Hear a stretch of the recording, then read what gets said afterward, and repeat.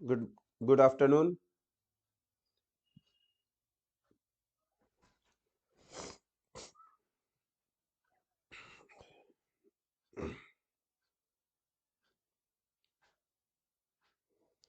चलो, very good, बहुत लोग जुड़ गए।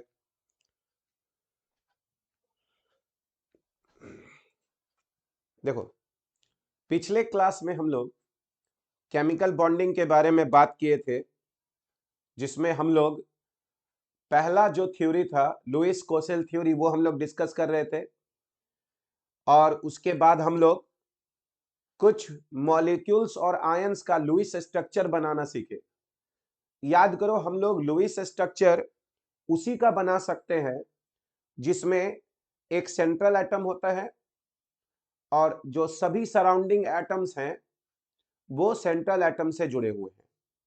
ठीक है, तो हम लोग वैसे मॉलिक्यूल्स और आयंस का पिछले क्लास में लुईस स्ट्रक्चर्स बनाए थे। अब देखो, उसी में अगर तुम याद करो तो कहीं कहीं एक कॉन्सेप्ट आ रहा था डेटिव बॉन्ड का। ठीक है, डेटिव बॉन्ड वैसे कोवैलेंट बॉन्ड होते हैं जिसमें जो दो इलेक्ट्रॉन होता है वो एक ही एटम का होता है, ये तो हम लोग जान गए थे। ठीक है, तो आज के क्लास में हम लोग सबसे पहले ये देखते हैं कि हम लोगों को कैसे पता चलेगा कि किसी मॉलिक्यूल या फिर आयन में डेटिव बॉन्ड है, अगर हम उसका स्ट्रक्चर बना लेते हैं तो। ठीक है, तो देखो, अभी हम लोग यहां पर कॉन्सेप्ट देखेंगे number of dative bonds. Number of dative bonds कैसे पता चलेगा कि हम लोगों के पास कितने डेटिव बॉन्ड्स है। ठीक है, तो सबसे पहला याद करो, अगर हम लोग कार्बन मोनोऑक्साइड लिखते हैं, कार्बन मोनोऑक्साइड,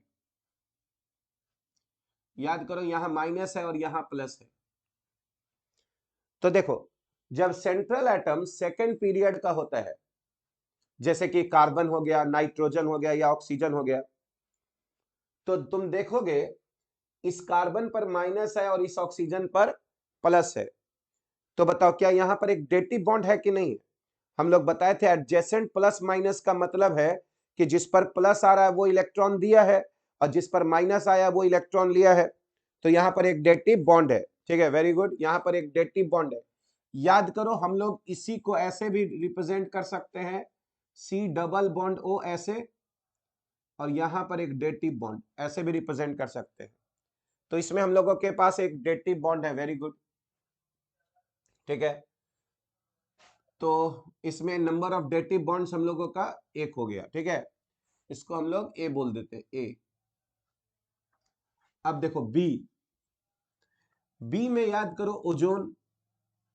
अगर हम लोग ओजोन ऐसे दिखाते हैं, यहां पर माइनस है, यहां पर प्लस है और यहां पर, तो बताओ क्या इसमें कोई डेटिव बॉन्ड है कि नहीं है?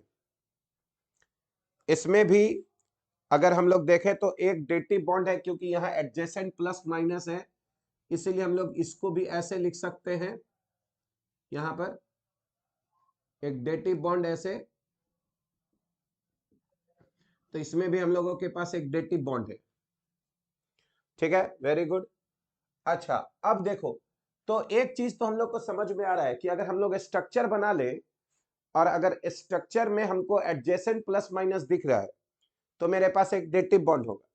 जैसे कि अगर हम लोग एग्जांपल देखें HNO3, तो HNO3 में तुम देखो, HNO3 का हम लोग ऐसा स्ट्रक्चर बनाते हैं, यहां माइनस हो गया, यहां प्लस हो गया और यहां ऐसे हो गया। तो याद करो HNO3 में भी एक डेटिव बॉन्ड हो जाएगा हम लोगों के पास। इसको हम लोग ऐसे लिख सकते हैं HNO3 को, यहां पर N डबल बॉन्ड O और यहां पर एक डेटिव बॉन्ड ऐसे। अगर डेटिव बॉन्ड से दिखाएंगे तो एडजेसेंट प्लस माइनस दिखाने की जरूरत नहीं है। ठीक है, अब देखो, तो इतना बात क्लियर हो गया कि भाई एडजेसेंट प्लस माइनस रहेगा तो मेरे पास एक डेटिव बॉन्ड रहेगा। बताओ, क्या हम लोगों के पास NH4 प्लस, अगर हम लोग देखें NH4 प्लस, NH4 प्लस, बताओ क्या इसमें डेटिव बॉन्ड है कि नहीं है? यहां तो हम लोगों के पास एडजेसेंट प्लस माइनस नहीं दिख रहा है ना, लेकिन यहां पर ध्यान से अगर देखोगे तो इसके पास भी एक डेटिव बॉन्ड है।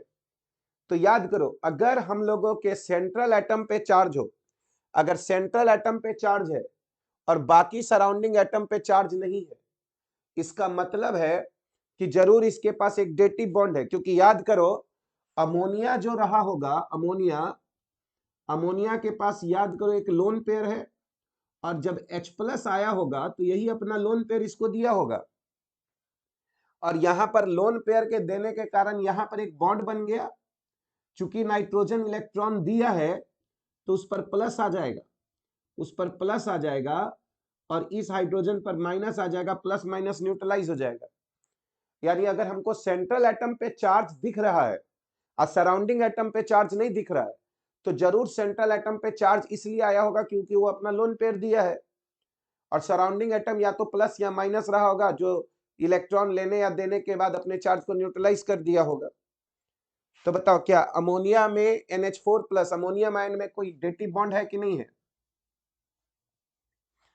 यहां पर डेटिव बॉन्ड है, तो हम लोगों के पास एक डेटिव बॉन्ड है। उसी तरह बता सकते हो, बताओ तो क्या BF4 माइनस, BF4 माइनस में डेटिव बॉन्ड है कि नहीं है? BF4 माइनस में डेटिव बॉन्ड है कि नहीं है? बताओ, BF4 माइनस, जहां पर हम लोग बोरॉन के ऊपर में एक निगेटिव दे रहे हैं। हाँ, तो देखो सेंट्रल एटम पे चार्ज है, ठीक है, सेंट्रल एटम पे चार्ज आ गया है और सराउंडिंग एटम पे चार्ज नहीं है, तो इसके पास डेटिव बॉन्ड है। और ये याद करो, ये कैसे बना होगा? तो हमारे पास बोरॉन रहा होगा और बोरॉन 3 फ्लोरीन के साथ बॉन्ड बना रहा होगा, और याद करो बोरॉन के पास एक खाली ऑर्बिटल रहा होगा, और अब F माइनस आया और F माइनस अपना इलेक्ट्रॉन बोरॉन को दे दिया। तो याद करो, जब F माइनस अपना इलेक्ट्रॉन बोरॉन को देगा तो यहाँ एक बॉन्ड बन जाएगा। ये चूंकि इलेक्ट्रॉन दिया है तो इस पर प्लस आ जाएगा, माइनस प्लस न्यूट्रलाइज हो जाएगा, और बोरॉन पे क्या आ जाएगा? माइनस चार्ज आ जाएगा, तो यही BF4 माइनस हो गया। तो इसके पास भी एक डेटिव बॉन्ड है।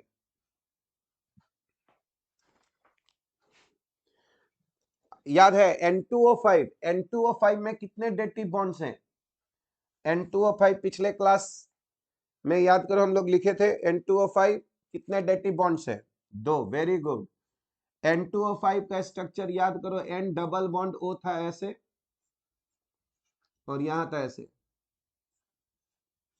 तो N2O5 में हमारे पास 2 डेटिव बॉन्ड्स हो गए, तो इसमें 2 डेटिव बॉन्ड्स हो जाएगा। ठीक है, अब देखो, अब यहां पर हम लोग, है ना, थोड़ा सा थर्ड पीरियड वाले एलिमेंट के बारे में देखते हैं, जो कि बड़ा इंटरेस्टिंग चीज है। जैसे याद करो, हम लोग पिछले क्लास में एक स्ट्रक्चर ड्रॉ किए थे SO3 का, SO3। अभी इसको लिखना नहीं, ऐसे तुम लोग लिख तो अभी रहे नहीं होगे, हम ही नोट्स भेजते हैं। देखो ये SO3 है। बताओ SO3 में क्या कोई डेटिव बॉन्ड है? SO3 में कोई डेटिव बॉन्ड है?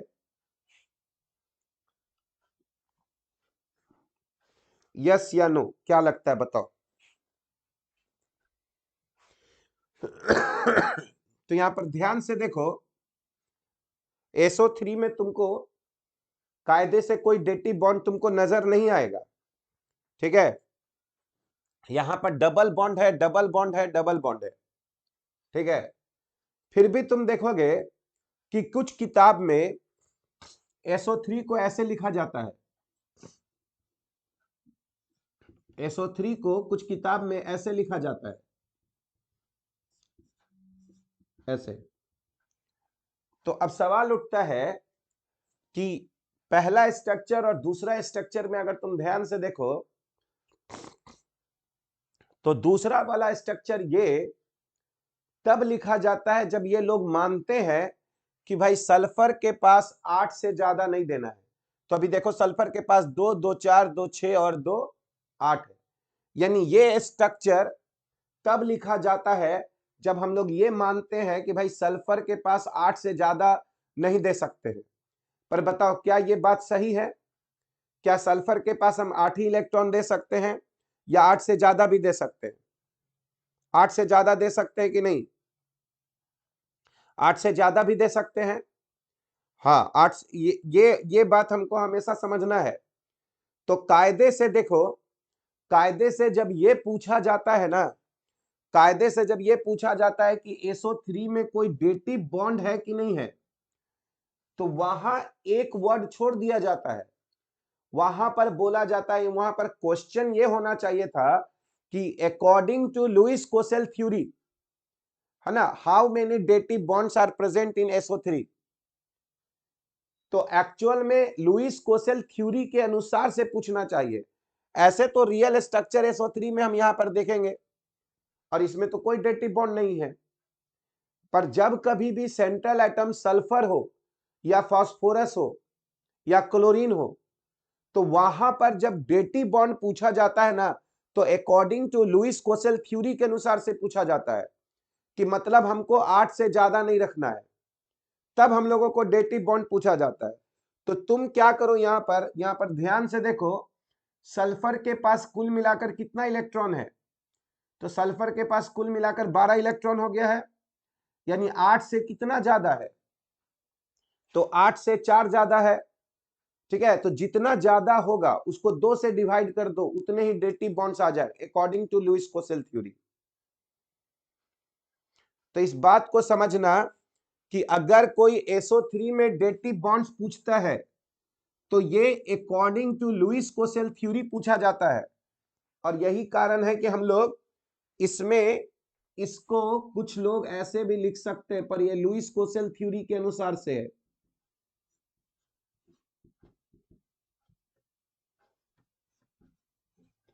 और यही कारण है कि इसमें नंबर ऑफ डेटिव बॉन्ड्स हम लोग 2 बता देते हैं, है ना। तो क्या तुम लोग इस बात को समझ पा रहे हो कि SO3 में कोई डेटिव बॉन्ड नहीं है, लेकिन जब सवाल पूछा जाता है कि SO3 में कितने डेटिव बॉन्ड्स हैं, तो लुइस स्ट्रक्चर या लुइस थ्योरी के अनुसार से पूछा जाता है कि उसके पास 8 से ज्यादा नहीं होना चाहिए। इसीलिए जब भी 8 से ज्यादा है तो जितना इलेक्ट्रॉन दिख रहा है उसको 8 से ज्यादा वो 2 से डिवाइड कर दो, वही डेटिव बॉन्ड्स आ जाएगा। क्लियर बात हो रहा है? क्लियर बात हो रहा है तो बताओ, जी के बाद हम यहाँ पे H लिखते हैं और बताओ तो इसमें कितने डेटिव बॉन्ड्स हैं? अगर हम यहाँ पर ऐसे लिखे Cl double bond O, double bond O और डबल बॉन्ड O ऐसे, और यहां पर O पर माइनस। तो कायदे से ये स्ट्रक्चर हो गया हम लोगों का। अब इसमें डेटिव बॉन्ड्स पूछा जाएगा तो ये मानते हुए कि ये लुइस कोसेल थ्योरी को वायलेट नहीं कर रहा है। तो बताओ कितने डेटिव बॉन्ड्स हो गए? 3। Very good. क्योंकि 8 से ज्यादा देखोगे, इसके पास क्लोरीन के पास कुल मिला के 14 इलेक्ट्रॉन है, तो 8 से कितना ज्यादा हो गया? 6। और याद करो इस केस में हर डबल बॉन्ड को तुम एक डेटिव बॉन्ड से रिप्लेस करते हो, ऐसे रिप्लेस करोगे डेटिव बॉन्ड से, ऐसे ऐसे, और यहां पर O माइनस। पर याद करो अगर रियल में ऐसा स्ट्रक्चर होता तब तो क्लोरीन पर 3+ आ जाता, और 3+ तो जानते हो स्टेबल नहीं होता है। इसलिए बताओ तो इसमें पहला और दूसरा कौन सा स्ट्रक्चर का स्टेबिलिटी सबसे ज्यादा है, फर्स्ट और टू का? किसका स्ट्रक्चर का स्टेबिलिटी सबसे ज्यादा है? फर्स्ट का। वेरी गुड, बहुत बढ़िया। क्योंकि ऑब्वियसली इसमें 7 बॉन्ड बन रहा है और इसमें 4 ही बॉन्ड बन रहा है ना। इसीलिए सही स्ट्रक्चर ये है, पर ये तब लिखा जाता है जब वो लुईस कोसेल थ्योरी को वायलेट ना करे। क्लियर बात हो गया है? तो जब भी सल्फर के कंपाउंड में डेटिव बॉन्ड्स पूछा जाए, याद रखना, जब भी सल्फर के कंपाउंड्स में डेटिव बॉन्ड पूछा जाए, फास्फोरस या क्लोरीन, तो 8 से जितना ज्यादा दिखाई दे उसको 2 से डिवाइड कर दो, वही डेटिव बॉन्ड्स आ जाएगा। बताओ तो क्या इसमें कोई डेटिव बॉन्ड्स है? यहां पे 3 डेटिव बॉन्ड्स हो गया, POCl3।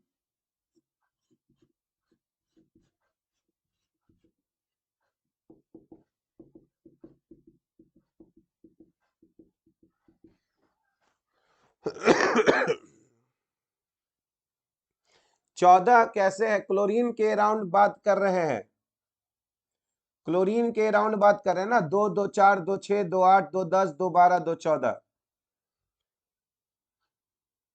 समझ में आया श्यामलाल? सर PO4 3- का सर, हाँ बाबू, PO4 3- में भी एक डेटिव बॉन्ड हो जाएगा। यहां पर एक डेटिव बॉन्ड है, ठीक है। इसी को तुम ऐसे भी लिख सकते हो, P ऐसे, और यहां पर Cl, Cl और Cl।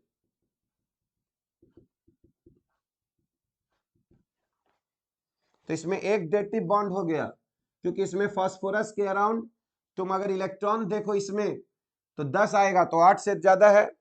PO4 3- में PO4 3- का क्या स्ट्रक्चर है? P डबल बॉन्ड O है, यहां पर O- है, यहां पर O- है, और यहां पर O- है। बताओ इसमें कोई डेटिव बॉन्ड है कि नहीं है? है डेटिव बॉन्ड PO4 3- में।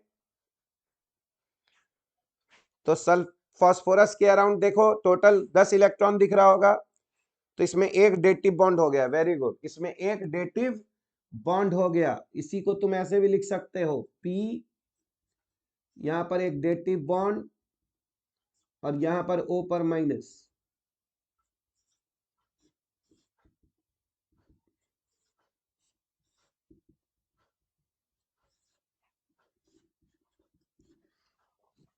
बताओ, क्लियर हो गया? डेटिव बॉन्ड्स है ना। अगर हमारे पास एडजेसेंट प्लस माइनस है तो भी डेटिव बॉन्ड है।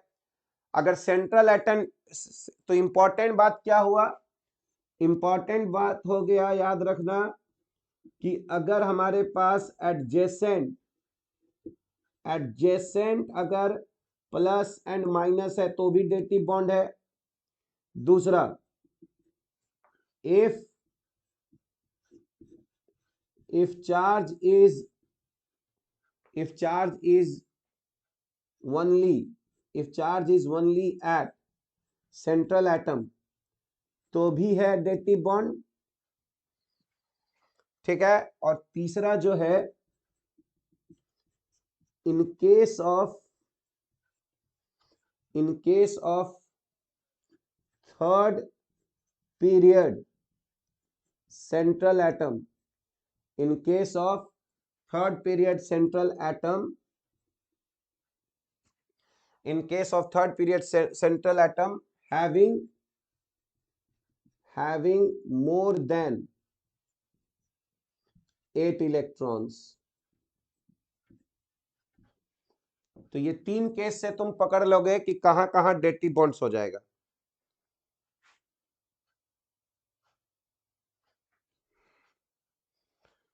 ठीक है, तो हम लोग लुईस कोसेल थ्योरी समझ गए हैं। अब अगर हम लोग कुछ लुईस कोसेल थ्योरी का ड्रॉबैक्स अगर हम लोग पढ़े, drawbacks drawbacks of Lewis Kossel theory.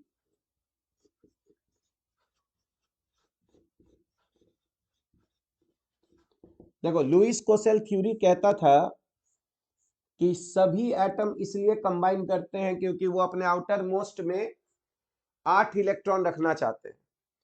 पर याद करो मेरे पास कुछ ऐसे भी कंपाउंड्स थे जिनके पास सेंट्रल एटम के पास 8 नहीं था, 8 से कम था और वो भी स्टेबल थे।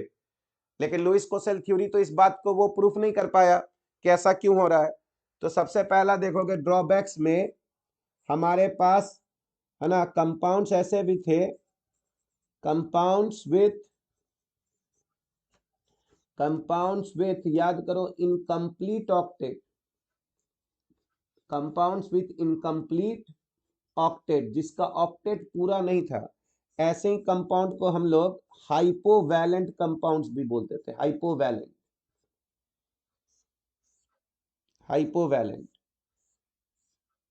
Compounds with incomplete octet.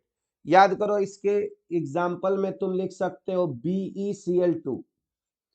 याद करो बेरिलियम के पास कुल मिला के 4 ही इलेक्ट्रॉन है, BF3 बोरॉन के पास कुल मिला के 6 इलेक्ट्रॉन हो गया, AlCl3 यहाँ पर भी एल्यूमिनियम के अराउंड कुल मिला के 6 इलेक्ट्रॉन हो गया। तो ये सब जो कंपाउंड्स थे ये सब थे हम लोगों के कंपाउंड्स विथ इनकम्प्लीट ऑक्टेट, है ना, जिसको हम लोग हाइपोवैलेंट कहते हैं। तो कायदे से ये स्टेबल होना नहीं चाहिए था, लेकिन ये भी स्टेबल हो रहा था। दूसरा याद करो, सेकंड अगर हम लोग है ना इसको पहले एक बार पिक ले लेते हैं फिर हम लोग आगे आते हैं।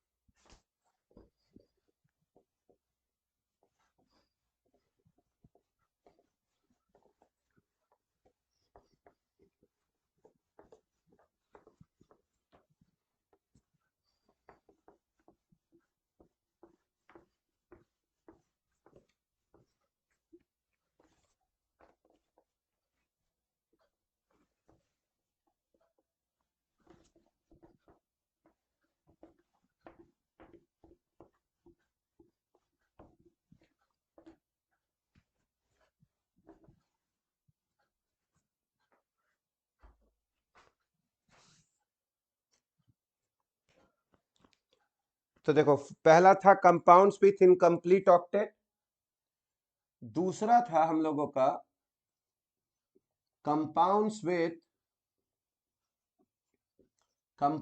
With expanded octet.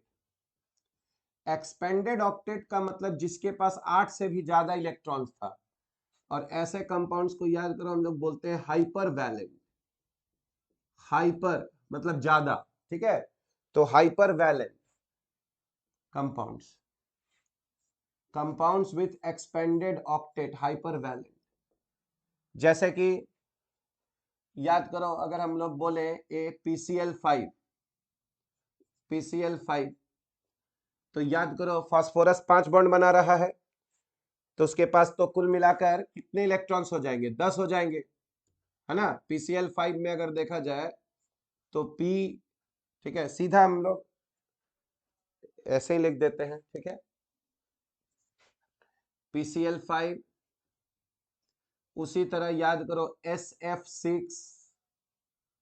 तो ऐसे कंपाउंड्स थे जिनके पास है ना 8 से ज्यादा इलेक्ट्रॉन था।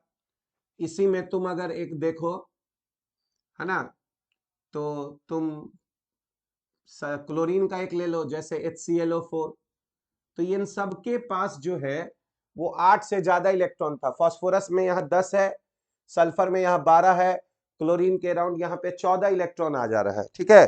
तो ये सब हाइपर वैलेंट कंपाउंड्स थे। और लुईस कोसेल थ्योरी कहता है कि भाई 8 से ज्यादा तो रह नहीं सकता था, तो ये भी एक प्रॉब्लम एरिया था। उसके बाद अगर तुमको ध्यान से देखोगे तो तीसरा तुम्हारा प्रॉब्लम था कि मेरे पास कुछ ऐसे भी कंपाउंड्स थे, compounds with odd number of electrons, with odd number of electrons, जिस केस में हम लोग उसका ऑक्टेट पूरा ही नहीं कर पा रहे थे।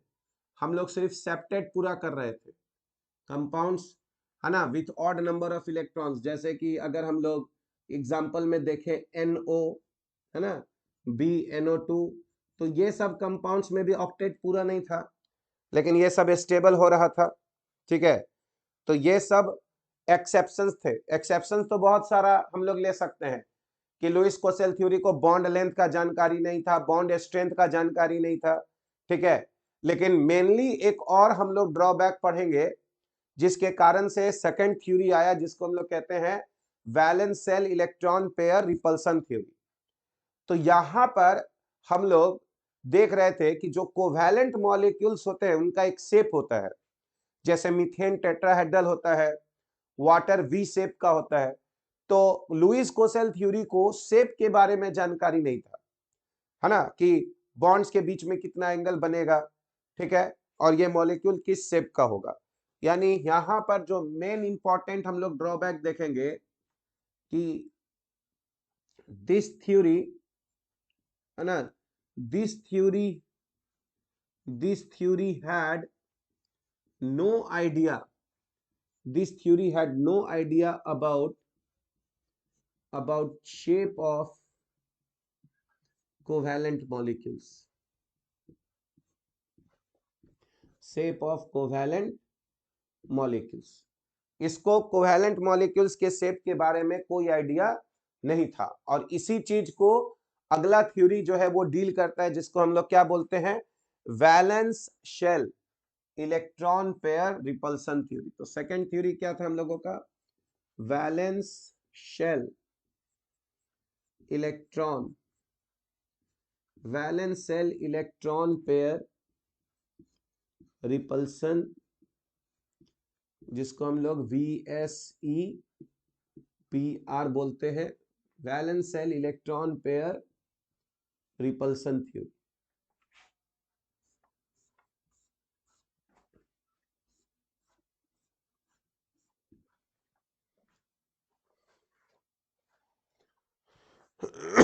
VSEPR।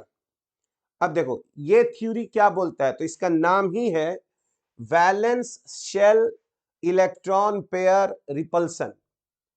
तो ये थ्योरी कहता है कि किसी भी कोवैलेंट मॉलिक्यूल का शेप इसलिए होता है क्योंकि सेंट्रल एटम के पास कुछ इलेक्ट्रॉन पेयर्स होते हैं, जिसको हम लोग वैलेंस शेल इलेक्ट्रॉन पेयर्स बोलते हैं, जो आउटर मोस्ट ऑर्बिट में रहता है। और ये जो इलेक्ट्रॉन पेयर्स हैं, जिनको हम लोग बॉन्ड पेयर और लोन पेयर कहते हैं, ये एक दूसरे से मैक्सिमम सेपरेशन चाहता है। यानी जो सेंट्रल एटम के पास जो इलेक्ट्रॉन पेयर्स हैं, वो एक दूसरे से मैक्सिमम सेपरेशन चाहता है, क्योंकि उनके बीच में रिपल्सन होता है। और इसी रिपल्सन को मिनिमाइज करने के लिए जो एटम्स होते हैं वो एक दूसरे से मैक्सिमम सेपरेशन चाहते हैं, और इसीलिए हम लोगों को एक कोवैलेंट मॉलिक्यूल का शेप बनता है। तो यानी शेप यहां पर क्यों बन रहा है, क्योंकि वैलेंस सेल इलेक्ट्रॉन पेयर में रिपल्सन होता है। तो यहां पर पहला जो है वो कहता है कि the shape of a molecule, the shape of a molecule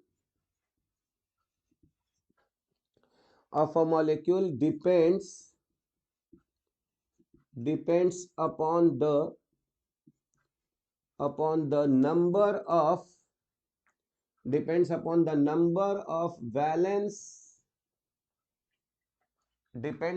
number of valence cell electron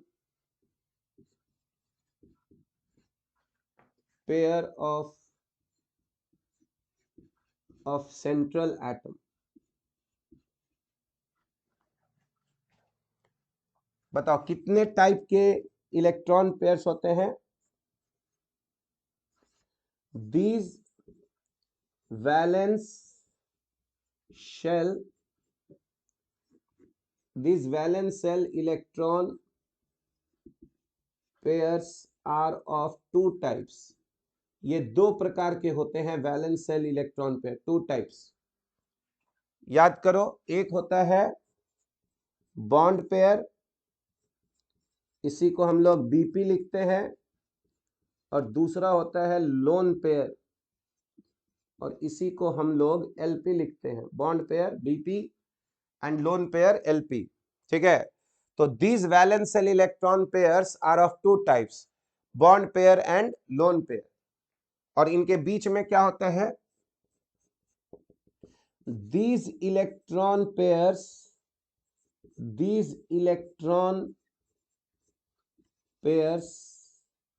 try to remain these electron pairs try to remain as far as possible to these electron pairs try to remain as far as possible to minimize the electronic repulsion, क्योंकि याद करो repulsion से energy बढ़ जाता है तो stability घट जाएगा। इसीलिए ये इलेक्ट्रॉन पेयर्स एक दूसरे से try to remain as far as possible to minimize the electronic repulsion. ठीक है, उसके बाद याद करो यहां पर, ठीक है, ए मल्टीपल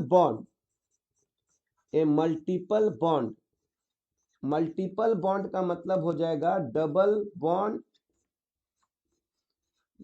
बॉन्ड या फिर triple bond.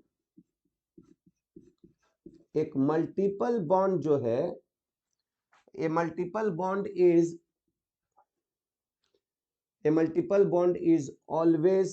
is always treated as a single bond pair. तो देखो चाहे डबल बॉन्ड हो या ट्रिपल बॉन्ड हो, इन सबको हम लोग एक ही बॉन्ड पेयर बोलते हैं, सिंगल बॉन्ड पेयर बोलते हैं। ठीक है, तो ये थ्योरी कहता है कि सेंट्रल एटम के पास हम लोग बॉन्ड पेयर निकाल ले, लोन पेयर निकाल ले, और ये लोन पेयर और बॉन्ड पेयर एक दूसरे से मैक्सिमम सेपरेशन चाहता है, तो सबसे ज्यादा जो रिपल्सन है वो लोन पेयर करता है। क्योंकि याद करो लोन पेयर सिर्फ एक ही एटम से जुड़ा रहेगा तो वह उसके पास अट्रैक्शन सबसे कम है, जबकि बॉन्ड पेयर दो एटम के बीच में बनेगा तो वहां अट्रैक्शन ज्यादा है। तो लोन पेयर रिपल्सन सबसे ज्यादा खतरनाक है, यानी वो सबसे ज्यादा एनर्जी बढ़ाता है। तो अगर हम लोग यहां electronic order of electronic repulsion अगर हम लोग बोले, ऑर्डर ऑफ इलेक्ट्रॉनिक रिपल्सन,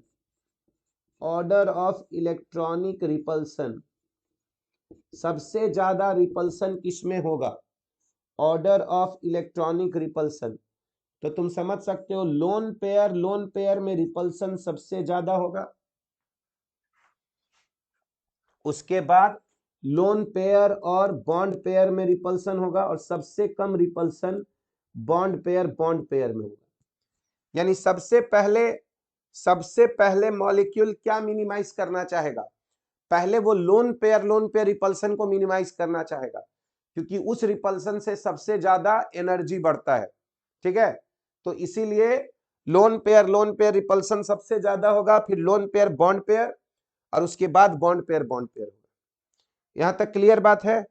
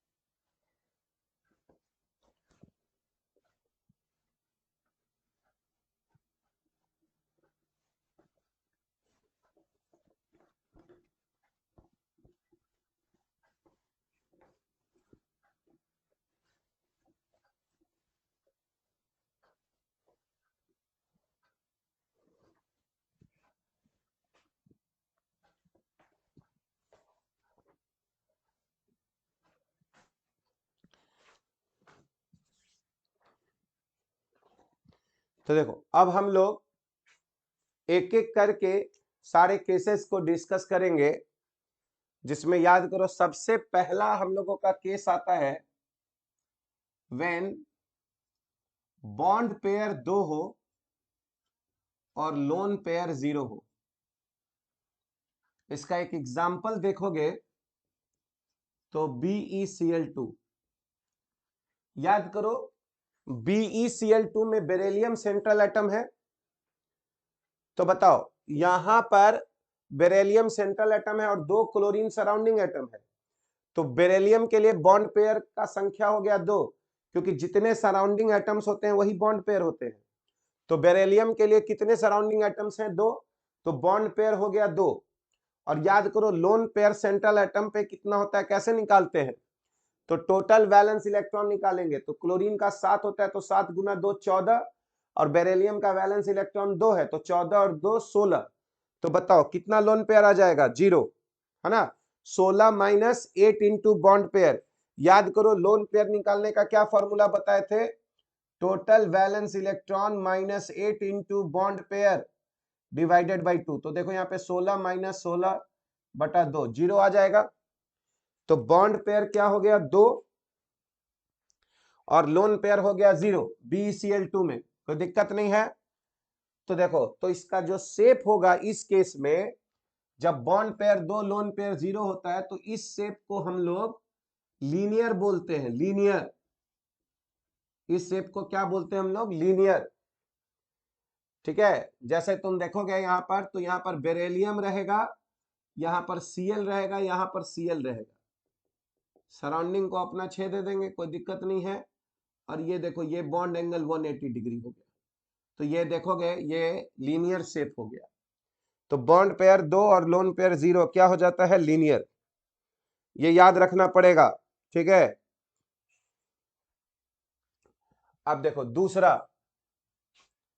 दूसरा अगर हम लोग बोले कि व्हेन बॉन्ड पेयर 3 हो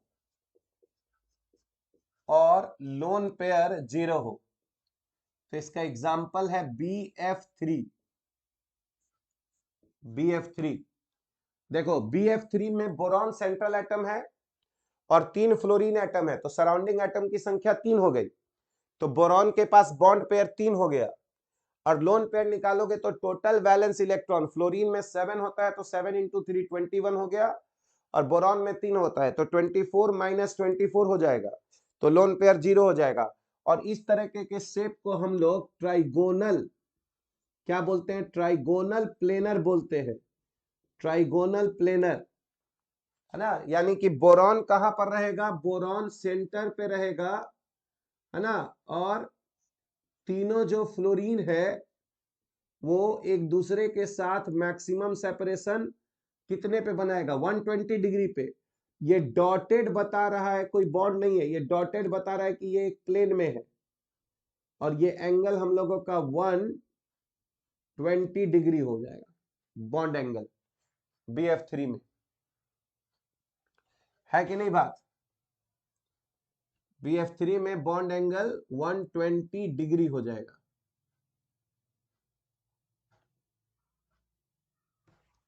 तो इसी को हम लोग ट्राइगोनल प्लेनर बोलते हैं, ठीक है। BF3।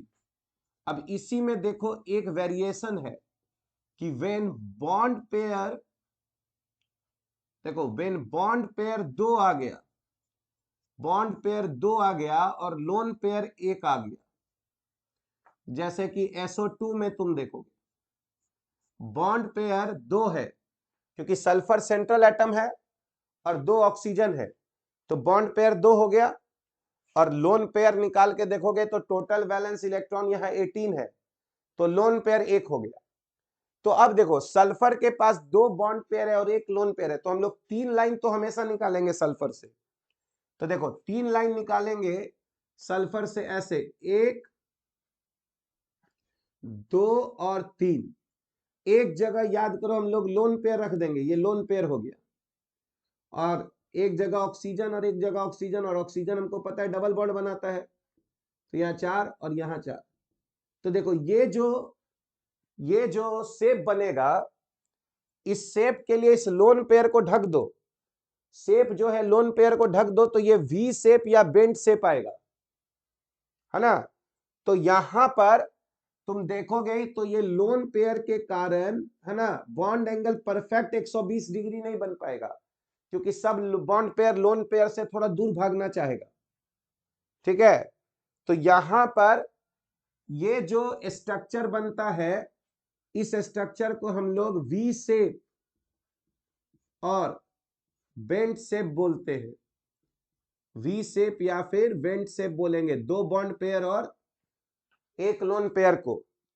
लेकिन अगर इसका स्ट्रक्चर पूछा जाए तो स्ट्रक्चर बॉन्ड पेयर और लोन पेयर दोनों को मिला के बताते हैं, जबकि शेप याद करो सिर्फ बॉन्ड पेयर डिसाइड करता है। तो अगर इसका स्ट्रक्चर पूछा जाता तो इसका स्ट्रक्चर जो है, स्ट्रक्चर अभी भी तुम इसको बोलोगे ट्राइगोनल प्लेनर। स्ट्रक्चर क्या बोलोगे? ट्राइगोनल प्लेनर, है ना। स्ट्रक्चर का मतलब होता है arrangement of electron pairs, bond pair और लोन पेयर किस स्ट्रक्चर में है, तो ट्राइगोनल प्लेनर स्ट्रक्चर बोलेंगे। लेकिन जब शेप पूछेगा तो शेप हम लोग वी शेप या बेंट शेप बोलेंगे। बताओ ये बात क्लियर है ना। स्ट्रक्चर वही होता है जितना बॉन्ड पेयर होता है। जैसे बॉन्ड पेयर 3 होता है तो स्ट्रक्चर और शेप दोनों सेम हो जाएगा, ट्राइगोनल प्लेनर। पर अगर बॉन्ड पेयर और लोन पेयर मिलाकर 3 है तो हमारा स्ट्रक्चर तो ट्राइगोनल प्लेनर ही होगा, लेकिन शेप अलग अलग हो जाएगा, क्योंकि लोन पेयर शेप में काउंट नहीं होता है, क्योंकि वो एक क्लाउड है ना। बॉन्ड पेयर ही शेप बताएगा। अब देखो, अगर हम लोग यहां पर फोर्थ देखें कि वेन बॉन्ड पेयर 4 है और लोन पेयर 0 है, तो इसका बहुत अच्छा एग्जांपल मीथेन है। बॉन्ड पेयर 4 है और लोन पेयर 0 है।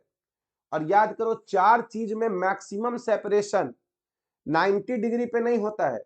4 चीज में मैक्सिमम सेपरेशन तब होता है जब वो स्पेस में होता है 109.5 डिग्री। और यही कारण है कि इसके शेप को हम लोग टेट्राहेड्रल शेप बोलते हैं, टेट्राहेड्रल शेप। तो यहाँ स्ट्रक्चर और शेप दोनों सेम है, टेट्राहेड्रल। जहां पर देखोगे, यहां बना देते हैं कि ये कार्बन है, हाइड्रोजन है, ये भी हाइड्रोजन है और ये भी हाइड्रोजन है। तो ये बॉन्ड एंगल करीब 109.5 डिग्री हो जाएगा, टेट्राहेड्रल। ठीक है, अब देखो पांचवा, अगर हम लोग देखें कि वेन बॉन्ड पेयर 3 है और लोन पेयर 1 है, जैसे कि याद करो अमोनिया, तो इसके शेप को हम लोग पिरामिडल बोलते हैं। पिरामिडल, पिरामिडल क्यों बोलते हैं? क्योंकि यहां पर देखो टोटल मेरे पास 4 इलेक्ट्रॉन पेयर है, जिसमें 3 बॉन्ड पेयर है और 1 लोन पेयर है। तो देखो यहाँ पे नाइट्रोजन रहने दिए और यहाँ पे 4 लाइन यहां से निकाले। एक जगह हाइड्रोजन, 2 हाइड्रोजन, 3 हाइड्रोजन और एक जगह लोन पेयर। अब देखो ये लोन पेयर, इस लोन पेयर को तुम ढक दो, इस लोन पेयर को तुम ढक दो तो देखो एक पिरामिड की तरह दिखाई देगा, पिरामिड की तरह अगर लोन पेयर को ढक दोगे, इसीलिए इसका नाम पिरामिडल पड़ा। और चूंकि लोन पेयर ज्यादा रिपल्सन प्रोड्यूस करता है, इसीलिए देखोगे यहां बॉन्ड एंगल पूरा 109.5 नहीं रहेगा, ये करीब 107 डिग्री हो जाता है। यानी बॉन्ड एंगल जितना होना चाहिए था 109.5 उतना नहीं हो रह पाएगा, उससे कम हो जाएगा, क्योंकि लोन पेयर से ये सब बॉन्ड पेयर दूर भागेगा, जिससे एक दूसरे के नजदीक आ जाएगा और बॉन्ड एंगल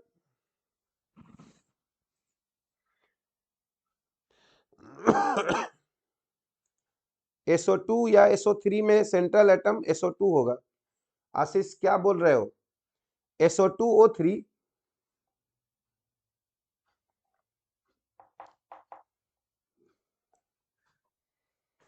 क्या मॉलिक्यूल का नाम बता रहे हो तुम?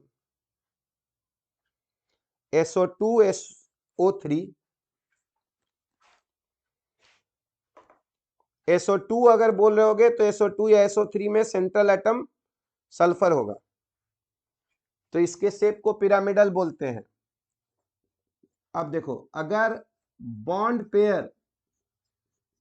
पेयर दो हो जाए और लोन पेयर भी दो हो जाए, जैसे कि एग्जांपल में देखोगे वाटर H2O, बॉन्ड पेयर भी दो है और लोन पेयर भी दो है। तो फिर से तुम देखो, वाटर के ऑक्सीजन से फिर से 4 लाइन यहां निकालेंगे, 2 हाइड्रोजन, और अब दोनों जगह लोन पेयर हो गया। तो ये जो बॉन्ड एंगल होता है, ये बॉन्ड एंगल 107 से भी कम हो जाता है, 104.5 डिग्री के करीब होता है, क्योंकि ये लोन पेयर रिपल्सन के कारण बॉन्ड पेयर एक दूसरे के नजदीक आ जाता है। हाँ, बताओ ये क्या हो जाएगा? ये हम लोगों का वी शेप या बेंड शेप हो जाएगा, वी शेप या बेंड शेप। लेकिन अगर स्ट्रक्चर पूछा जाएगा तो पिरामिड, ये हमारा टेट्राहेड्रल ये स्ट्रक्चर होगा, याद रखोगे, है ना? अगर स्ट्रक्चर पूछा जाए, स्ट्रक्चर, तब तो टेट्राहेड्रल ही होगा।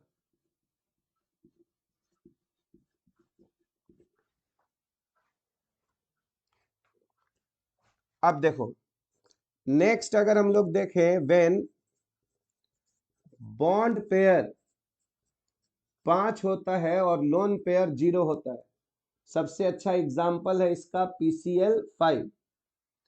जब बॉन्ड पेयर 5 हो और लोन पेयर 0, PCl5, तब इसका जो शेप होता है वो होता है, देखो, 4 के बाद 2 में लीनियर हो गया, 3 में प्लेनर हो गया, 4 में टेट्राहेड्रल हो गया। और देखो 4 के बाद तुमको जितना बॉन्ड पेयर दिखाई दे उसमें 2 को हटा दो और बाकी सबको एक प्लेन में ले लो। जैसे अगर 5 है तो 3 को प्लेन में ले लो, एक को प्लेन के ऊपर और एक को प्लेन के नीचे। तो इसी को बोलते हैं ट्राइगोनल बाई पिरामिडल, क्योंकि एक पिरामिड ऊपर से बनेगा और एक पिरामिड नीचे से बनेगा। अगर 6 रहेगा तो 4 को एक प्लेन में ले लो, एक ऊपर और एक नीचे, उसी को बोलते हैं ऑक्टाहेड्रल या स्क्वायर बाई पिरामिडल। और अगर 7 रहा तो 5 को प्लेन में ले लो, एक को ऊपर ले लो और एक को नीचे ले लो, उसी को कहते हैं पेंटागोनल बाई पिरामिडल। तो देखो यहां पे बॉन्ड पेयर 5 है और लोन पेयर 0 है, PCl5, तो इसका जो शेप बनेगा इसको बोलते हैं हम लोग trigonal bi pyramidal, trigonal bi pyramidal. और यहां पर अगर देखोगे तो फास्फोरस 3 क्लोरीन एक प्लेन में रहेगा, ऐसे मिला देते हैं तो 3 क्लोरीन एक प्लेन में रहेगा, एक क्लोरीन प्लेन के ऊपर और एक क्लोरीन प्लेन के नीचे, ऐसे। यहां पर देखोगे कि जो क्लोरीन प्लेन में रहता है उसका नाम है इक्विटोरियल बॉन्ड। ये जो है इक्विटोरियल बॉन्ड कहलाता है, इक्विटोरियल पोजीशन जो प्लेन में होता है, इक्विटोरियल, ठीक है। और जो प्लेन के परपेंडिकुलर रहता है उसको हम लोग एक्सियल बोलते हैं, एक्सियल। तो एक इक्विटोरियल है और दूसरा क्या है, एक्सियल है।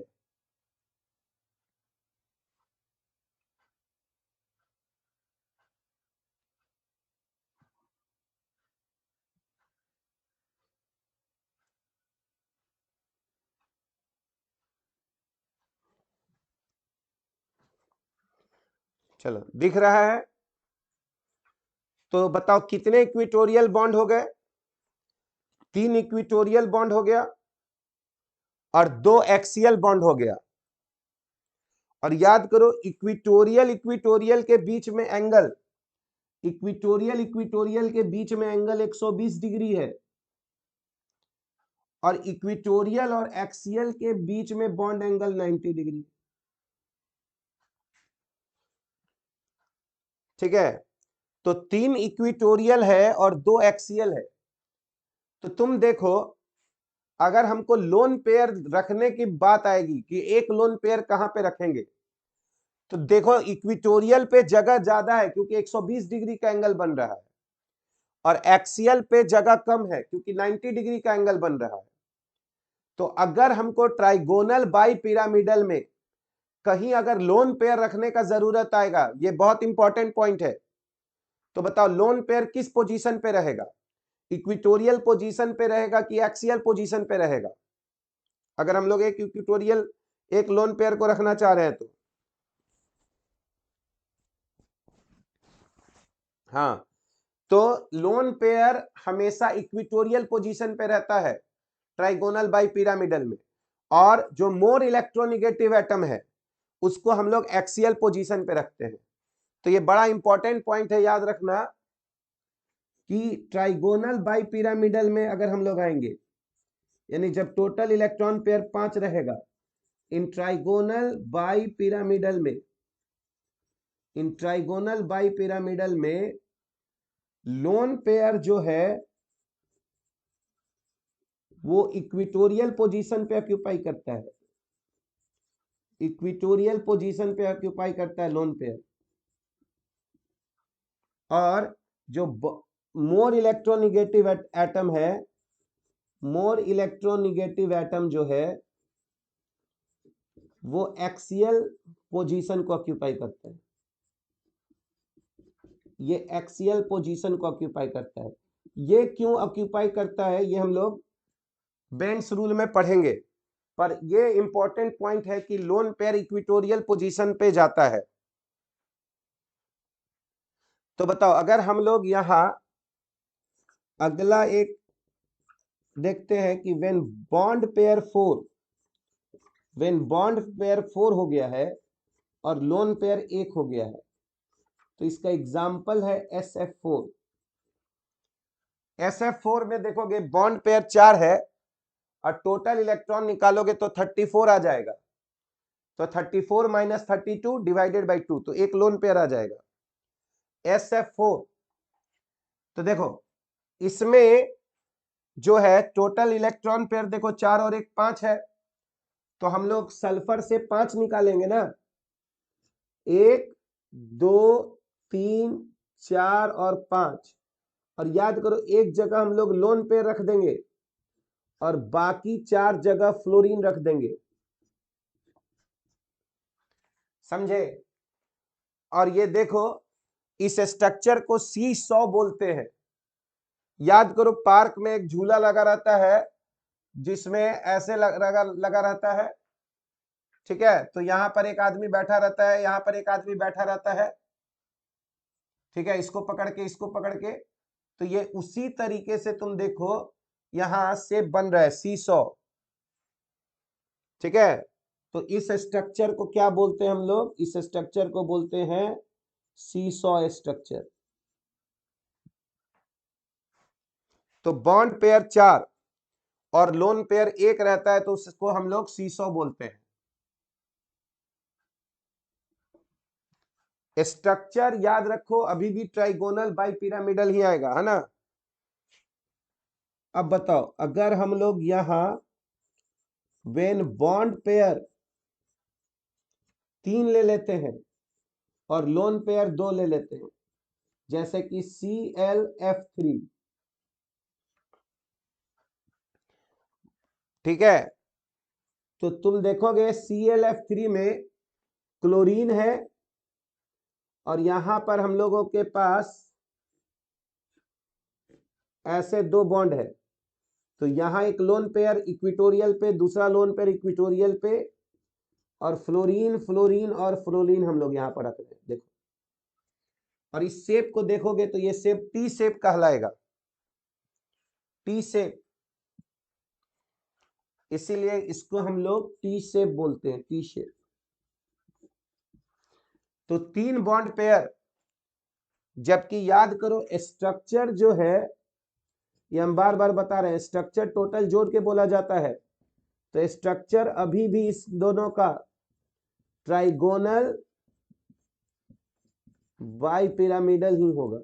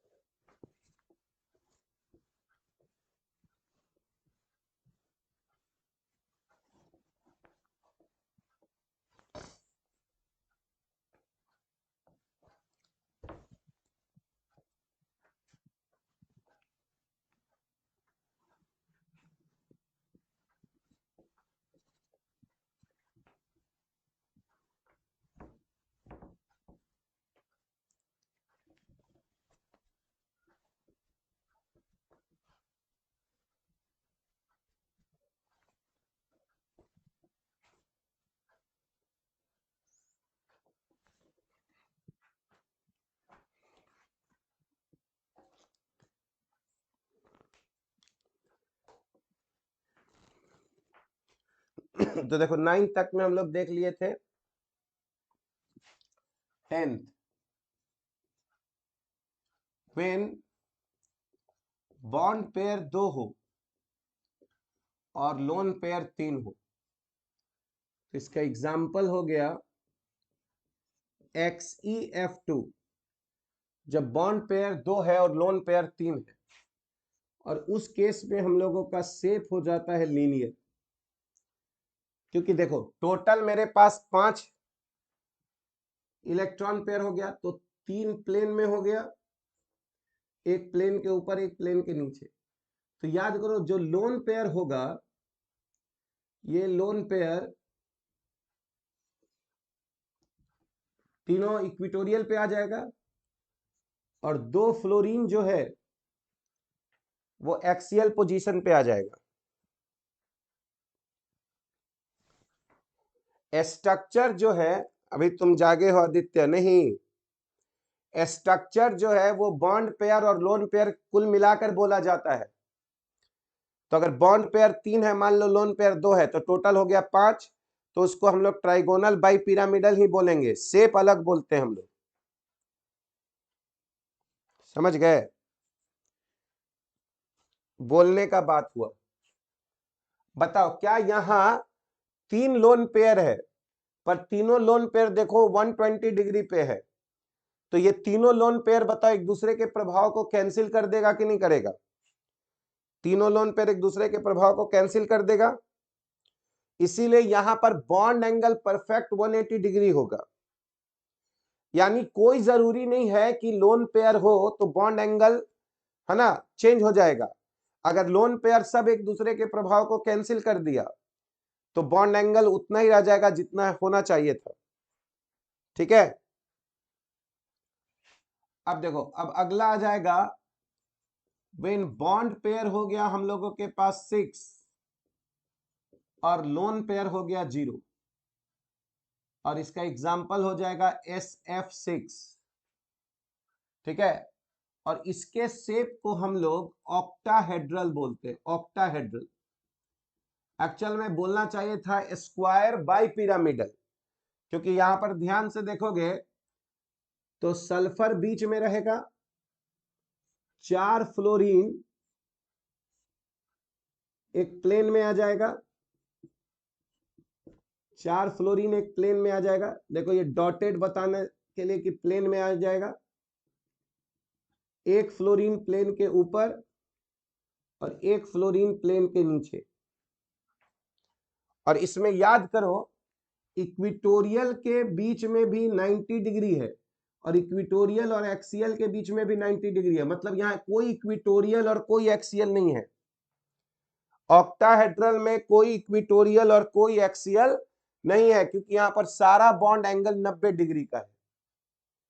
तो तुमको, अगर तुम किसी भी चार को अगर प्लेन में ले लोगे तो दो जो अपोजिट वाला बचेगा वो हमेशा प्लेन के ऊपर और प्लेन के नीचे रहेगा।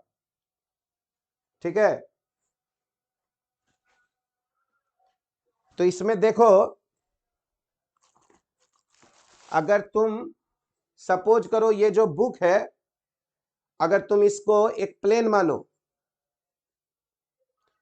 तो ये चारों जो बॉन्ड है वो प्लेन में हो गया, एक बॉन्ड प्लेन के ऊपर और एक बॉन्ड प्लेन के नीचे हो जाएगा।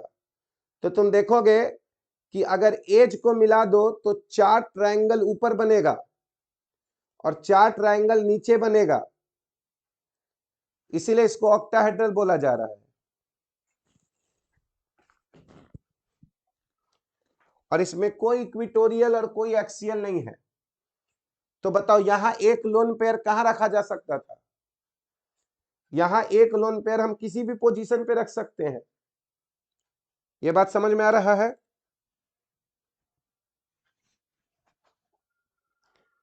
थोड़ा सा हाँ यस नो टाइप करोगे बाबू, उधर हो नहीं हो कुछ पता नहीं है ना, तुम वहां पे पढ़ रहे हो नहीं पढ़ रहे हो कुछ पता नहीं है। क्लास में थे तो सामने में देख के आते थे, है ना, तो अभी थोड़ा सा बताओगे, थोड़ा तुम लिखोगे तो थोड़ा पता चलेगा। तो यहाँ पे देखो, अगर हम लोग यहाँ पर अब व्हेन बॉन्ड पेयर लिख दें हम लोग 5 और लोन पेयर लिख दें 1, इसका एग्जाम्पल हो जाएगा BRF5।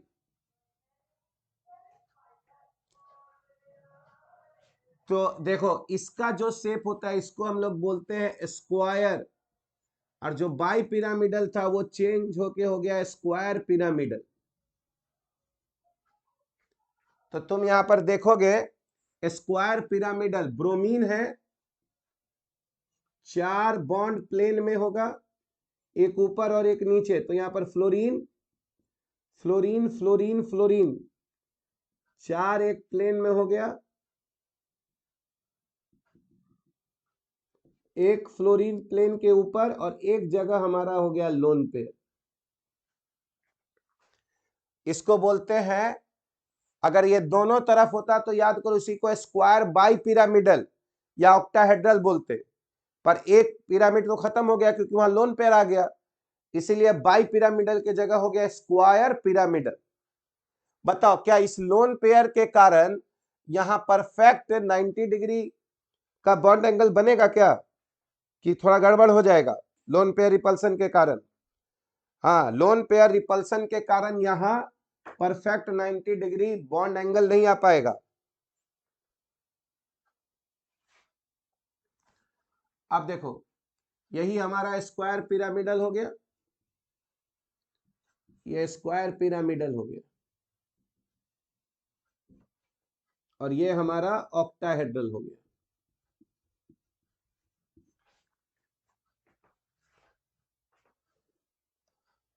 अब देखो, अब अगर हम लोग व्हेन बॉन्ड पेयर अगर हम लोग 4 लिख दें और लोन पेयर 2 लिख दें, तो इसका एग्जाम्पल है XeF4, और इसका जो शेप आता है इसको बोलते हैं हम लोग स्क्वायर प्लेनर, क्योंकि यहां बॉन्ड पेयर 4 है और 2 लोन पेयर है। तो याद करो जेनन होगा यहां 1 2 3 और 4, तो ये 4 फ्लोरीन प्लेन में हो गया, तो 4 एक प्लेन में हो गया, और एक जगह लोन पेयर हो गया, दूसरी जगह भी लोन पेयर हो गया, ऐसे।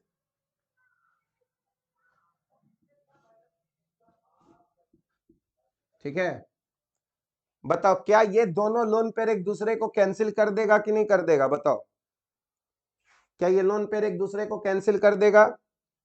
इसीलिए यहां बॉन्ड एंगल परफेक्ट 90 डिग्री आएगा। ठीक है, तो इसी को हम लोग स्क्वायर प्लेनर कह रहे हैं।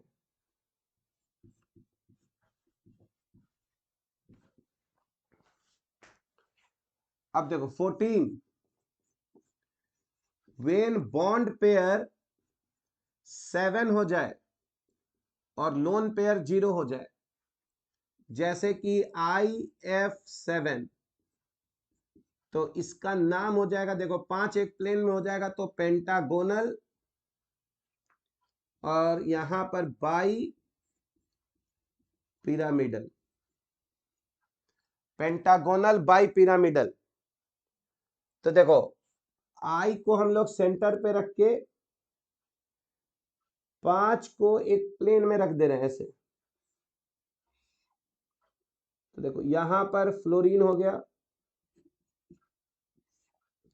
फ्लोरीन हो गया 2 3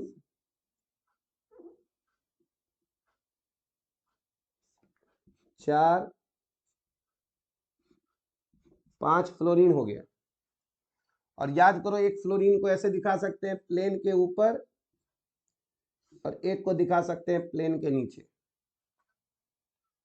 तो देखो इसमें भी इक्विटोरियल में 72 डिग्री है और एक्सियल में 90 डिग्री है।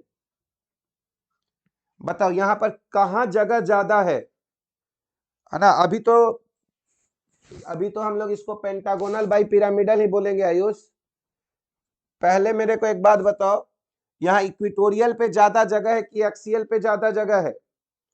तो याद करो इस केस में एक्सियल पे ज्यादा जगह है, इसको तो हम लोग बोल रहे हैं pentagonal bi pyramidal. Pentagonal bi pyramidal.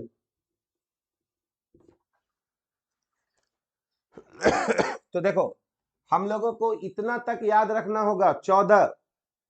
याद करो, अगर बॉन्ड पेयर 2 है, लोन पेयर 0 है तो लीनियर, 3 0 है तो ट्राइगोनल प्लेनर, 2 1 है तो वी शेप या बेंड शेप, 4 0 है तो टेट्राहेड्रल, 3 1 है तो पिरामिडल, 2 2 है तो वी शेप या बेंड शेप, 5 0 है तो ट्राइगोनल बाई पिरामिडल, 4 1 है तो सीसॉ, 3 2 है तो टी शेप, 2 3 है तो लीनियर, 6 0 है तो ऑक्टाहेड्रल, 5 1 है तो स्क्वायर पिरामिडल, 4 2 है तो स्क्वायर प्लेनर, और अगर 7 0 है तो पेंटागोनल बाई पिरामिडल। इसमें इक्विटोरियल और एक्सियल याद करोगे। ट्राइगोनल बाई पिरामिडल में जो इक्विटोरियल बॉन्ड्स होते हैं वहां जगह ज्यादा है तो लोन पेयर को इक्विटोरियल पे डालेंगे, और एक्सियल पे हम मोर इलेक्ट्रोनेगेटिव एटम डालते हैं। ठीक है, तो यहां पर इसके अलावा याद रखना 2 पॉइंट इंपॉर्टेंट है। SiO2 का हम लोग ऐसे नहीं निकाल पाएंगे। SiO2 देखो, SiO2 जो है उसमें तुमको बॉन्ड पेयर 2 और लोन पेयर 0 दिखाई देगा, पर याद करो जो सिलिका होता है SiO2 वो एक सॉलिड है, जहां हर सिलिकन 4 ऑक्सीजन से जुड़ा हुआ है, फिर ऑक्सीजन सिलिकन से जुड़ा हुआ है। तो याद करो SiO2 जो है वो ऐसा नहीं होता है, ये सॉलिड होता है, और सॉलिड स्टेट में हम लोग पढ़े ये SiO4 4 माइनस इस फॉर्म में रहता है, और इसीलिए इसका अगर शेप पूछा जाए तो ये टेट्राहेड्रल होता है, ना कि लीनियर। क्योंकि बॉन्ड पेयर निकालोगे तो 2 आएगा, लोन पेयर 0, तो इससे ये नहीं बोल दोगे कि इसका हम लोगों का शेप लीनियर हो जाएगा, ये टेट्राहेड्रल है। दूसरा एक याद करोगे, XeF6 अगर आएगा तो बॉन्ड पेयर याद रखना यहां 6 हो जाएगा और लोन पेयर 1 हो जाएगा। बॉन्ड पेयर 6 और lone pair 1, total electron pair 7 है। हाँ, और इसके शेप का नाम है डिस्टॉर्टेड ऑक्टाहेड्रल। डिस्टॉर्टेड ऑक्टाहेड्रल, इसके बारे में हम लोग थोड़ा VVT में भी बात करेंगे। अभी ये है डिस्टॉर्टेड ऑक्टाहेड्रल। पर यहां पर अगर हम लोग याद करो, अगर ICl6 माइनस रख दे, ICl6 माइनस, तो यहां पर बॉन्ड पेयर निकालोगे तो 6 है, बॉन्ड पेयर 6 है। ठीक है, और लोन पेयर निकालोगे तो 1 आएगा। ठीक है, बॉन्ड पेयर 6 और लोन पेयर 1। लेकिन देखो इसका जो शेप है, इसका शेप हमारा परफेक्ट ऑक्टाहेड्रल आता है, परफेक्ट ऑक्टाहेड्रल आता है। अब ये क्यों होता है ये हम लोग BBT में समझेंगे। दोनों में याद रखना बॉन्ड पेयर 6 और लोन पेयर 1 है, पर XeF6 पूछेगा तो डिस्टॉर्टेड ऑक्टाहेड्रल, और अगर ICl6 माइनस पूछेगा तो परफेक्ट ऑक्टाहेड्रल है ये। ठीक है, अब ये क्यों हुआ तो ये हम लोग VBT में पढ़ेंगे कि यहां लोन पेयर हाइब्रिडाइजेशन में भाग ले रहा है। XeF6 में लोन पेयर हाइब्रिडाइजेशन में भाग ले रहा है, और ICl6 माइनस में पढ़ेंगे कि लोन पेयर हाइब्रिडाइजेशन में भाग नहीं ले रहा है। तो ये 3 जो एग्जाम्पल है इसको याद रखोगे। ठीक है, और याद रखो किसी का अगर हम लोग कार्बन के ही फैमिली में है, SN है, टीन और PB, तो याद करो कभी कभी आएगा सवाल उठेगा कि number of valence electron, number of valence पूछेंगे, नंबर ऑफ वैलेंस इलेक्ट्रॉन्स कितना है, नंबर ऑफ वैलेंस इलेक्ट्रॉन्स मान लो अगर पूछा जाए, तो देखो याद रखना अगर है ना जिंक के ही फैमिली में है, जिंक हो या कैडमियम हो या मरकरी हो, तो इसमें वैलेंस इलेक्ट्रॉन 2 मानना है। ठीक है, जिंक कैडमियम और Hg में वैलेंस इलेक्ट्रॉन 2 मानना है। दूसरा, अगर Pb दिखाई दे, लेड दिखाई दे या टीन दिखाई दे, तो यहां पर वैलेंस इलेक्ट्रॉन 4 मानना है, ये 2 हो गया और ये 4 हो गया पीबी और एसएन में। और बेरिलियम और बोरॉन तो भुलाना नहीं है ना। बेरिलियम में याद रखना है 2 होता है, बेरिलियम में 2 होता है और बोरॉन में 3 होता है। बाकी कार्बन ये सब का तो हम लोग जानते ही। तो देखो, अगर तुमको ये याद रहा टेबल कि बॉन्ड पेयर 2 और 0, ये बहुत क्वेश्चन आता है बाबू नीट और जेई मेंस में, ये बहुत इंपॉर्टेंट है क्योंकि वीएसईपीआर थोड़ा सा याद रखने वाला बात हो गया कि किस बॉन्ड पेयर लोन पेयर पे क्या शेप बनेगा। और शेप बहुत याद रखने की भी जरूरत नहीं है, याद करो 2 जीरो है तो लीनियर है, 3 जीरो है तो ट्राइगोनल प्लेनर है, 4 जीरो है तो टेट्राहेड्रल है, 5 जीरो है तो ट्राइगोनल बाइपिरामिडल है, 6 जीरो है तो स्क्वायर बाइपिरामिडल है, उसी को ऑक्टाहेड्रल बोलते हैं, 7 जीरो है तो पेंटागोनल बाइपिरामिडल है। ठीक है, तो अभी हम लोग पहले इसका एक पिक ले लेते हैं।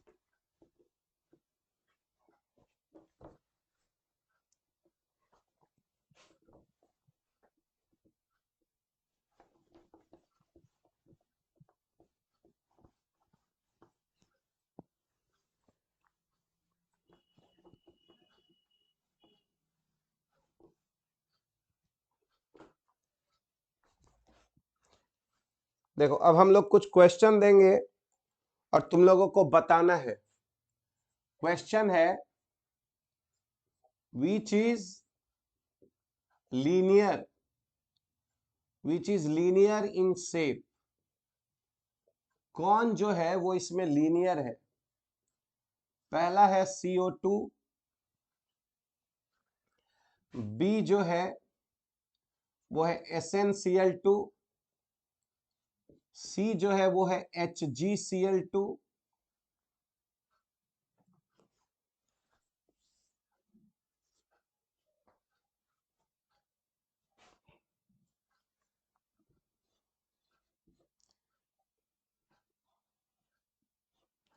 डी जो है वो है NO2+,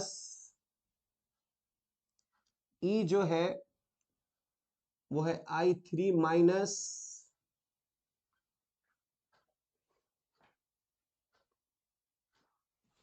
पहले इतना में बताओगे कौन कौन लीनियर है, ABCDE में BCE।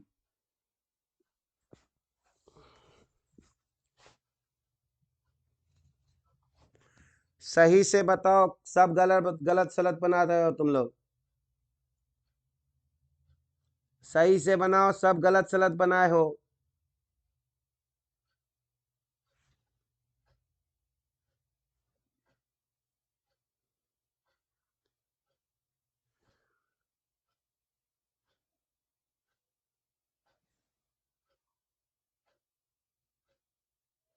बार बार आयुष आंसर चेंज हो रहा है।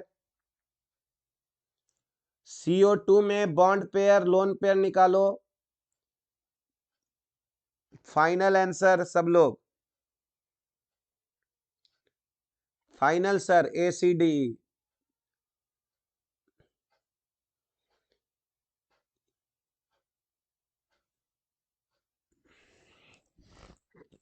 वाह, सब लोग देखो, तुम लोग मैथ्स खाली कैलकुलेशन बताओ तो यहां बॉन्ड पेयर कितना है, यहां बॉन्ड पेयर पीयूष, पीयूष जिससे पूछेंगे वो बताएगा। पीयूष बताओ तुम, यहां पे बॉन्ड पेयर कितना है, 2। और लोन पेयर कितना है? सेंट्रल एटम के पास पीयूष लोन पेयर कितना है? 0। तो बॉन्ड पेयर 2 है और लोन पेयर 0 है, तो इसका शेप क्या हो गया? इसका शेप लीनियर हो जाएगा कि नहीं हो जाएगा? इसका शेप लीनियर हो गया। अभी भी आशेष तुम गड़बड़ कर रहा है। अभी बताओ आशेष, गौरव, तुम यहाँ पे बताओ SnCl2 में बॉन्ड पेयर कितना है? बॉन्ड पेयर कितना है? 2। और लोन पेयर कितना है? आशेष लोन पेयर 0 नहीं है। अभी 3 में बताए वैलेंस इलेक्ट्रॉन 4 होता है। Sn कार्बन का फैमिली है, कार्बन का फैमिली है, लोन पेयर 1 होगा और इसका शेप हो जाएगा वी शेप या बेंड शेप। अभी लिख के बताए थे। चलो HgCl2 बॉन्ड पेयर कितना है? 2। और लोन पेयर 0। तो ये भी लीनियर हो गया। चलो अब बताओ तो तन्वी, तुम बताओ NO2 प्लस में बॉन्ड पेयर कितना है बाबू? बताओ कितना है बॉन्ड पेयर इसमें तन्वी?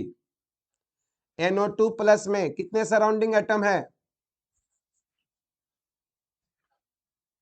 NO2 प्लस में, NO2 प्लस में surrounding atom Tanvi, surrounding atom सिर्फ 2 है। NO2 सिर्फ संख्या देखना है, 2 बॉन्ड पेयर 2। लोन पेयर बताओ, लोन पेयर 0 होगा।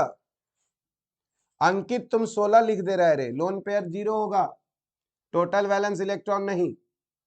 ठीक है, तो बताओ ये हो गया लीनियर।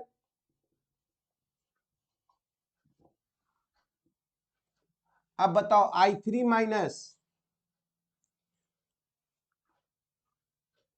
चलो बताओ बॉन्ड पेयर 2। तो कैसे कैसे दिक्कत होता है तुम लोगों को भाई? बॉन्ड पेयर 2 निकल गया और लोन पेयर 0। तो I3 माइनस का भी शेप लीनियर होगा। सब लोग bond pair lone pair, total valence electron इसमें 22 है, तो 22 माइनस 16 डिवाइडेड बाई 2। कैसे निकालते हो तुम लोग लोन पेयर भाई? तो यहां पर देखो आंसर जो है ए हो जाएगा, सी हो जाएगा, डी हो जाएगा और ई हो जाएगा। देखो इसी में याद करो ऐसे भी दे देगा C2H2। और याद करो, हाँ I3 का लोन पेयर 3 है लिखे है, और सॉरी बॉन्ड पेयर 2 और लोन पेयर 3। हाँ बॉन्ड पेयर 2 और lone pair 3 Piyush, bond pair 2 और लोन पेयर 3 ई में। ठीक है, I3 माइनस में बॉन्ड पेयर 2 है और लोन पेयर 3 है। पीयूष अमृतांशी सही है ना? अब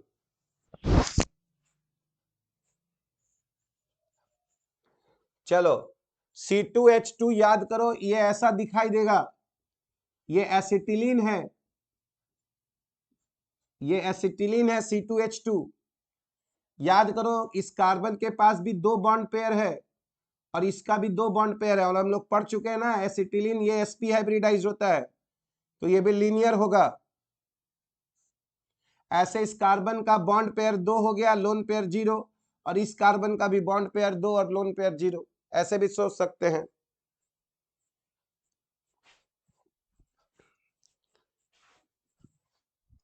चलो अभी हम कुछ क्वेश्चन देते हैं, तुम लोग बॉन्ड पेयर लोन पेयर निकालना है। बताओ क्वेश्चन है, फाइंड शेप ऑफ गिवन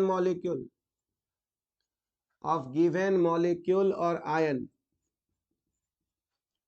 पहला NO3 minus, B NH4 plus,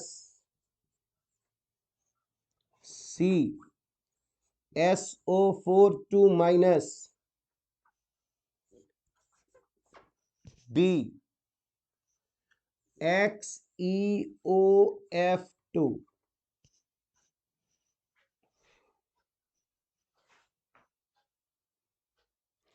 तो नीचे ई में बॉन्ड पेयर 2 है और लोन पेयर 3 है, पढ़े थे ना XeF2 में बॉन्ड पेयर 2 लीनियर ऐसे लिखेंगे और एक लोन पेयर 3 लोन पेयर रहेगा, तो तीनों इक्विटोरियल पे चला जाएगा, याद आए?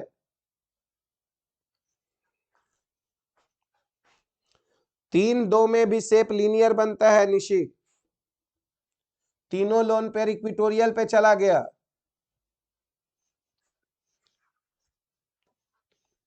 ठीक है, चलो सब लोग ए में ट्राइगोनल बताओ, ए में बॉन्ड पेयर कितना है? बॉन्ड पेयर कितना है ए में?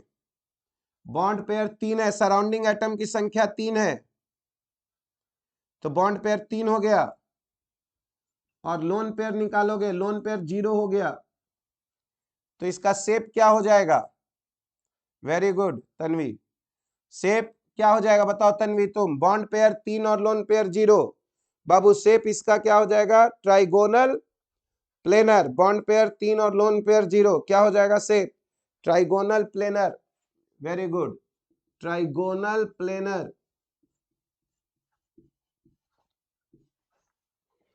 चलो रचना बताओ, NH4 प्लस में बॉन्ड पेयर कितना है बाबू? बताओ यहाँ पर बॉन्ड पेयर कितना है? NH4 प्लस में बॉन्ड पेयर 4 है, और लोन पेयर निकालेंगे तो लोन पेयर 0 आएगा, इसीलिए इसका जो शेप है वो टेट्राहेड्रल हो गया, टेट्राहेड्रल हो गया। SO4 2 माइनस में अमीशा बताओ, SO4 2 माइनस में बॉन्ड पेयर कितना है? बॉन्ड पेयर 4 है, वेरी गुड, और लोन पेयर 0 हो गया है, तो इसका भी शेप टेट्राहेड्रल हो जाएगा, टेट्राहेड्रल हो जाएगा। बताओ XeOF2 में बॉन्ड पेयर, तो जेनन सेंट्रल एटम है, तो बॉन्ड पेयर 3 हो गया, और लोन पेयर निकाल के देखोगे तो 7 गुने 2 14, 6 20 और 8 28, 28 माइनस 24, तो लोन पेयर 2 हो गया। तो याद करो बॉन्ड पेयर 3 और लोन पेयर 2, इसी को बोलते हैं टी शेप, टी शेप। तो देखो जेनन कहां पर हो जाएगा? सेंट्रल एटम 1 2 3 4 और 5। याद करो लोन पेयर चला गया इक्विटोरियल पोजीशन पे, लोन पेयर इक्विटोरियल पे चला गया, मोर इलेक्ट्रोनिगेटिव एटम एक्सियल पे चला गया, और यही जेनन जो है ऑक्सीजन के साथ डबल बॉन्ड बना लिया। देखो यही स्ट्रक्चर हो गया XeOF2 का, T shape, which is linear in shape। Clear बात हो रहा है? ठीक है, बॉन्ड पेयर लोन पेयर निकल जाएगा, फॉर्मूला पता रहेगा तो निकल जाएगा शेप। चलो बहुत बढ़िया, तो आज का क्लास हम लोग यहीं तक रखते हैं। तुम लोगों को कुछ हमें असाइनमेंट दिए हैं DPP केमिकल बॉन्डिंग का, उसको बनाना, जो क्वेश्चन नहीं बनेगा पूछना, बताएंगे हम। ठीक है, चलो फिर, ठीक है, थैंक यू।